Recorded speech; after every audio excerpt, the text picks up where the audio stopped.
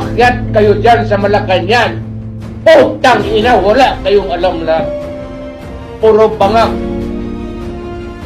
Ito, sabi ko sa iyo, huwag mong pilitin ang kaya sa ginawa ng tatay mo. Anak ka ng putat, talagang ginagawa mo na. And you try to redeem the name of Marcos. Do not destroy it for the second time. Targetin ka naman dito sa mga tao.